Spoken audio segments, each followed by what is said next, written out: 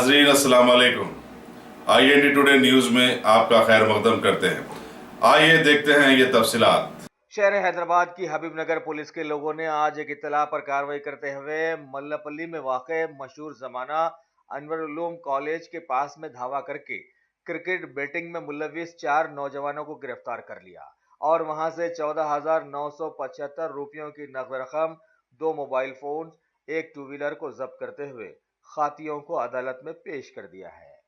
Habibnagar police limits पे मल्लेपल्ली अंजुमन road के पास एक किराना शॉप के पास थोड़े लोग क्रिकेट के बेटिंग कर रहे बोल के इन्फॉर्मेशन आए थे।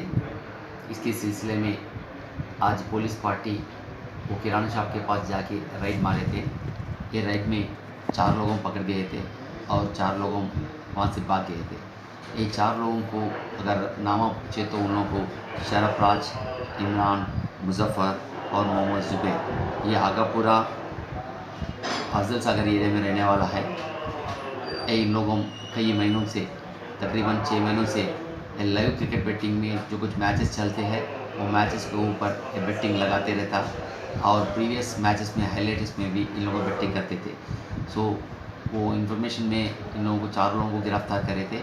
इन लोगों के पास 15,475 रुपीज़ और 200 फ़ोन, एक मोटर बाइक सीज करे थे। केस रजिस्टर करने के बाद आज उन लोगों को कोर्ट को भेजा।